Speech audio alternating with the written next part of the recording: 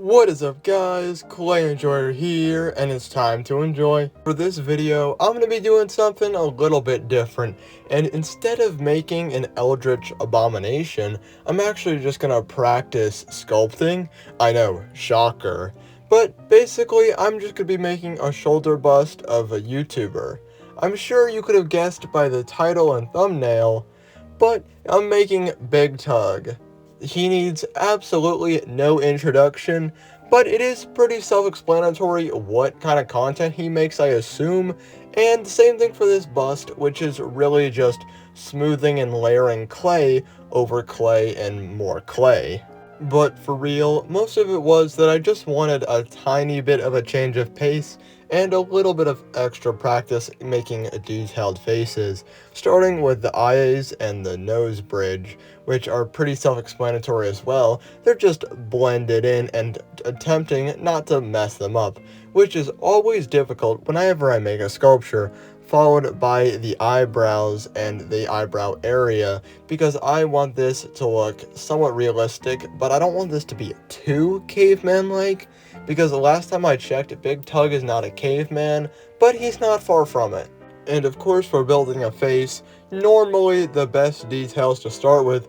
are the big and noticeable ones, which is why I decided to make the nose, followed by the nostrils, because I figured those would be impossible to get to if I just made the rest of the face, followed by the mouth as well, which I don't know what you guys expected. It's just a mouth. It's just two little bits of clay that are blended in. But it does look kinda ugly, so I'm gonna have to fix that. But don't worry, I'm only gonna blend in some clay on the top and bottom to attempt to blend it in and make the transition look a little bit smooth before adding his mustache, because Big Tugg has a lot of facial hair, and I figured this would be a good place to start instead of like the beard or something, because his face kinda looks funky without the beard, but adding eyebrows does also help. Annoyingly enough, I should have started the cheekbones a little bit sooner, because it's going to be a tiny bit awkward to get in his smooth cheeks without messing up anything else. And I don't know if any of you guys were thinking it, but don't worry, this is accurate to Big Tugg, because, and I quote, he is a porky little man, followed by his beard, which is just exemplifies that fact, because when I try and make the beard, it almost goes down his neck slightly, giving him his double chin that he complains about from time to time. But then again, I'm just going for extra realism here, because that's the point of this entire video, not to make a voodoo doll of clay of another YouTuber that I've never met before. I swear this is not a parasocial relationship. I think his videos are just good. Anyway, I can get back to smoothing out the beard and getting ready to add the detail, followed by the little bit of beard under his mouth. I don't know why his beard does that, but other people's beards can sometimes do that, but I'm going for as much detail as possible, so it's pretty on brand, before then doing the same texture for his beard and that little scruff under, the same texture that I did for the rest of his facial hair, followed by giving him a buzz cut, which I think looks pretty funny, and oh my goodness, I think Big Tugg would look horrible in that, but this is comedic effect before I cover it up, so I don't know, because I need a base for the rest of the hair, which I'm adding now, which is in a bunch of just random shapes that are kind of just messily thrown together. I'm not gonna lie, it kind of looks like Big Tugg is wearing a toupee, in this sculpture at least, but I can blend it in to the back of his head to try and make it a touch bit more convincing. But then again, I don't know if you guys will actually be able to unsee that it looks kind of like a toupee, but I can just add some extra detail and hopefully you guys will ignore that, which is similar texture to the ones that I did with the rest of the facial hair, because I wanted to do continuity at all. But then again, I also changed my mind, and I was like, hey, I want to try and do a little bit extra work, so I'm going to make a bunch of worms of clay and blend them in individually to try and make the hair look more realistic. And not gonna lie, I think this hair definitely looks more beautiful Granted, it did take way too long, but that's okay because I can start blending the shoulders because they were way too small. Because Big Tugg's head is too big for his body, apparently,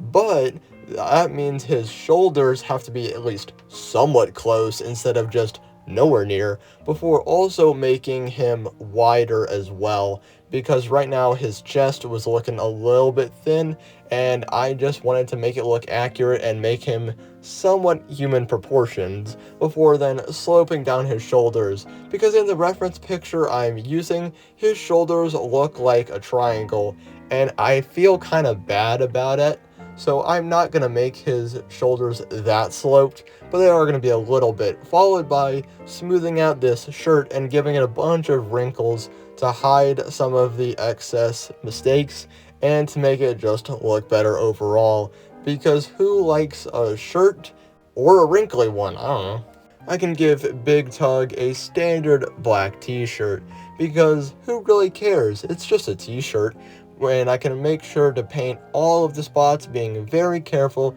to not paint the neck or the rest of the head, because clearing that up with tan or this fleshy yellow color would be very difficult, before then having an existential crisis trying to figure out what tan works, because I kept thinking that it looked too yellow, and to this day I still don't know if it's really clear or not, but it still looks yellow to me, even though I was attempting to make it tan, but I kept messing it up. So instead I was getting frustrated and was doing a little bit of gray dry brushing on the shirt to give it some shadows and highlights to make it look a little bit better and to just work on something else, before then painting the hair brown, and it took way too many coats. I think it took about 4 coats to get a consistent path, which was really annoying because I had to keep mixing more and more clay before then adding that same paint on the facial hair, like the eyebrows, the mustache, the little hair under his mouth, and his full beard, which I do think look much better now that I had a lighter dry brushing of a lighter tan, which makes them look a lot better and a lot more three-dimensional. At least for the hair, it looks the best in my opinion. His hair does kind of look a little greasy though from how I painted it, but once I did the eyes and then a little bit of varnish, then clipping the wires from the bottom so that the Big Tugg can just stand up on his own instead of with some physical support, then I can discover this random piece of plexiglass with a magnet that was definitely not made intentional off camera, which is pretty simple, but I do have to actually peel the little paper thing off, because I don't know about you guys, but that little thing looks ugly if I want this glass to look like glass, aka acrylic, so it's not actually glass. But with a magnet in the bottom of Big Tugg, it's on to reveal.